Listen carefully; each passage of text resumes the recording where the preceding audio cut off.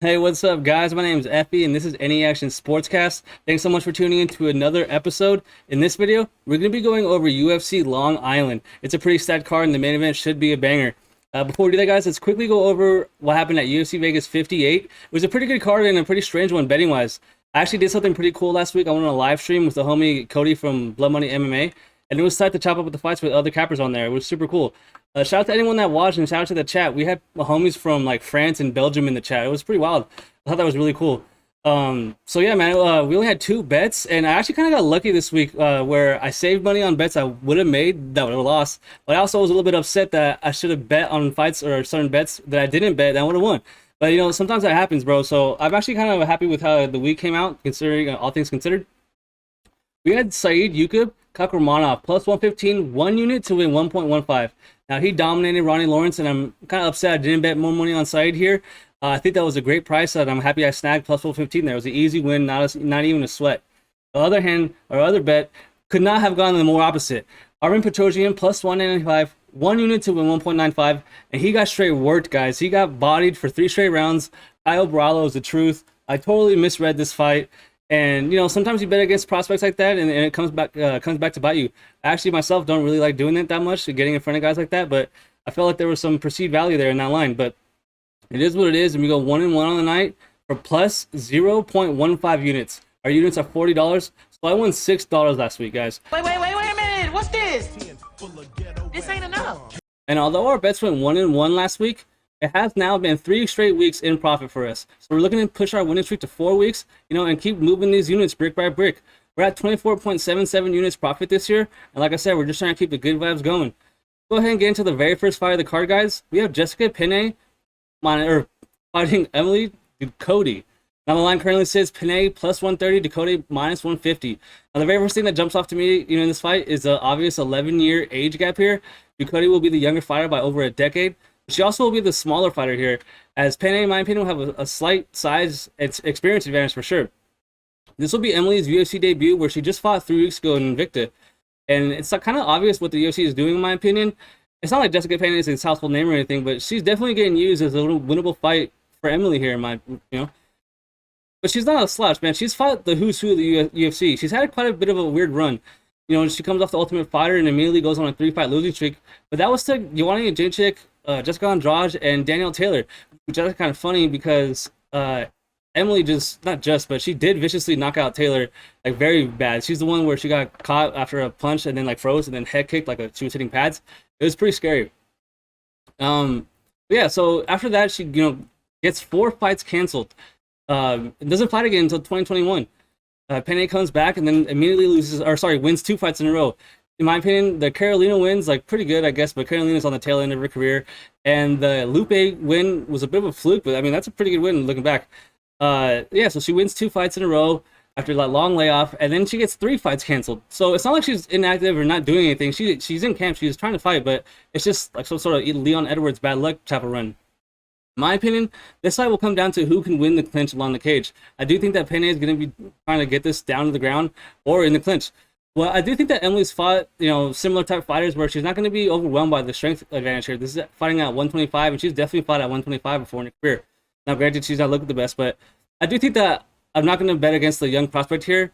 I mean, guys, at 39 years old in the women's division, it's hard for me to bet on that. So with my pick, I do like actually this fight to go over to the decision. I don't think either girl's going to get finished here. So give me Emily Ducote via decision. And up next, we have Dwight Grant taking on Dustin Stulfis. Dwight Grant's 11-5, Stulfis is 13-4. The line currently sits Grant minus 150, Dustin plus 125. Now I get it, guys. Dwight Grant has 0 wins over anyone currently on the UFC roster. Every single person he's ever beaten in the UFC is either retired or has been released by the UFC. He's 38. He's almost 38 years old. He's moving up a weight class after getting knocked out 5 weeks ago. He's lost 3 out of his last 4 fights, and he's lost 2 in a row. I mean, could there be any more red flags on this guy? The problem is he's fighting Dustin Stulfis. I mean, forget having a win over anyone on the current UFC roster. He doesn't have a UFC win in general. He's 0-3 in the UFC. Lost every single fight. Been finished in 2 fights. I'll give him a little bit of credit here. He got subbed by Miesha in the 3rd round and Rodolfo Vieira in the 3rd round. Both those guys are legit on the ground. He lost the decision to Dacus, where, I mean, Dacus is pretty good. So, I mean, he's not terrible. He's definitely not like a straight bum, put it that way. And I was surprised to see that line. I'm not surprised to see the movement, I'll be honest. As far as Dwight's path to victory, everyone wants to bring up his KO power, but he only really has one KO in the UFC. I mean, granted, he really should have two. In my opinion, he got screwed in that Rodriguez fight where they didn't call it and they let the fight continue, and then he ended up losing himself.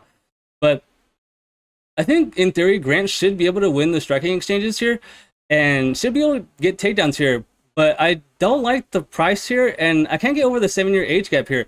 The lack of volume from Grant also was worrisome. And so, yeah, I don't want to bet on him here. I feel like I just don't want to bet on a fight where if you bet on Grant, he's sort of looking for that one shot.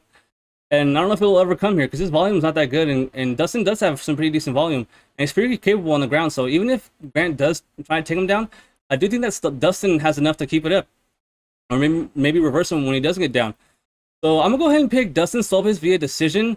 The over is a little bit tricky to play here because Dwight, does have pop a little bit. I'll give him that. But he's going up a weight class, so I never want to bet on a guy going up a weight class this far late in their career, or down a weight class for that matter. And because I think that the durability comes into question there. He got knocked out 5 weeks ago, so give me it's a little bit of a worrisome to bet fight goes to the decision. But I do think that Dustin's a better fighter at this point in his career, so give me Dustin Stolfis via decision.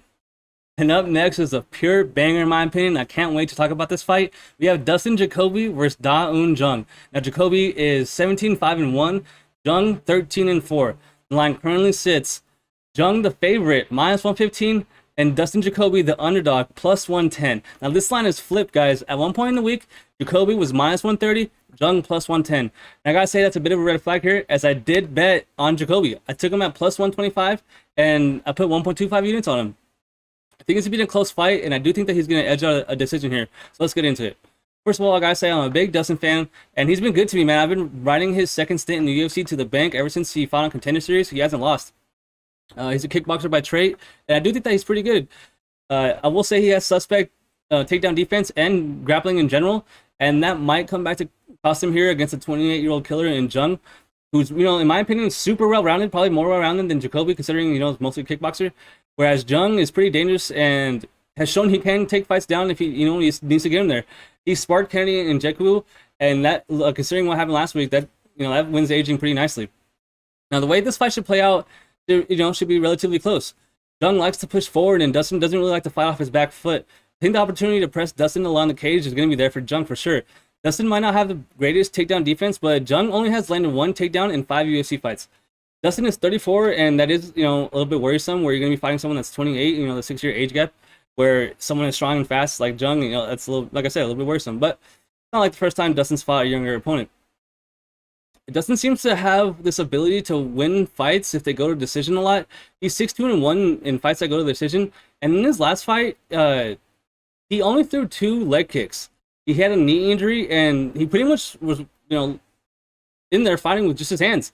And so to me, that shows that he's got that dog in him. He's willing to fight for your money, and I do think he has high fight IQ, because if you're going to go in there hurt, you obviously can't use all your tools.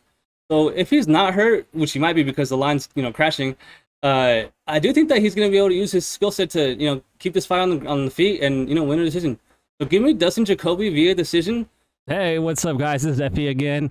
Quick update on the show. Unfortunately, all of our remaining breakdowns for the remaining fights were cut. And so now we're left with just those breakdowns. And I'm just going to go ahead and give you guys my picks for the rest of the card. And then I'm going to go over our official bets that you see on the screen here. We have Bill Algeo, second round TKO over Herbert Burns. Ricky Simón, decision win over Jack Shore. Soriano, KO win over Dalcha and Gambula. Miesha Tate to win a decision over Lauren Murphy. Burgos to knock out Charles Jourdain. Matt Schnell to get knocked out by Sumudaerji. Jingliang Lee to knock out Muslim Salikhov. Amanda Lemos to finish Michelle Waterson. And Yair Rodriguez to win via decision. Now, these are our official bets you see on the screen, guys. We have Dustin Jacoby -125, 1.25 units to win one. Now, we got smoked on this line, guys. You can currently get Dustin Jacoby +110, +15 at some books. And, man, I might have to double down, put a half unit on that bet there, because I really do think that Dustin's going to win a decision here. After that, we have Ricky Simón +145, 1 unit to win 1.45. And I do think that this is going to be a really close fight. And at those odds, man, I think that he's going to be able to win the grappling exchanges and, make this a good fight and keep this on the feet, where I do think that he has an edge over Jack Shore. It's going to be a banger of a fight, and I'm really pumped to see how this fight plays out. So we have, Ricky Simón as the underdog there. Then we have Shane Burgos, the hometown guy, minus 160, 1.6 units to win 1. I think this is going to be a standing battle with Charles, man. Nothing against Jourdain. I really like the kid. He's really good, but I'm going to take the guy, you know, who's fought better fighters and been in there, you know, with more UFC experience. So give me Shane Burgos. Then now going to take Amanda Lemos inside the distance, plus 200, half a unit shot to win 1. I really do think that Michelle Waterson is going to get finished here. I know she's fought, you know, better girls and high caliber opponents and, you know, didn't get finished by them, but I do think that she's at the point in the career where she's just not in it, man. And Lemos is dangerous, really dangerous. And if Michelle's arms were 6 inches longer, she'd be UFC champion, but they're not. She just throws strikes from super far out in Kiyaz. So I think that Amanda Lemos is going to find the finish here in the second round. After that, guys, we have Yair Rodriguez plus 145, 1 unit to win 1.45. I think this is going to be a great fight, guys. The main event's going to deliver for sure. Nothing against Brian Ortega. The kid's legit. But I do think that he struggles holding guys down if he does get them down. I mean, obviously, Yair has to avoid getting submitted here. You know, it's not any crazy, like, hot take or anything that we don't know. But I really do think that he's going to be able to get up if he does get taken down and avoid getting submitted. In my opinion, he should win the striking exchanges. But I do worry that the amount of kicks he throws, the amount of volume of kicks he throws, will leave him open to get taken down. But we'll see, man. So give me plus 145 on Yair Rodriguez, 1 unit to win 1.4. And thanks so much for tuning in, guys. Really sorry about the technical difficulties there. I really do appreciate all the support and all the, you know, views we get. So go ahead, leave us a comment, man. Who are you guys betting this week? And what do you think about our bets for sure? Like I said, man, really appreciate all the support, and we'll be back next week, man. Next week's card's stacked, and we're gonna get a full show in next week, so don't worry about that, man. See you guys next week. Peace.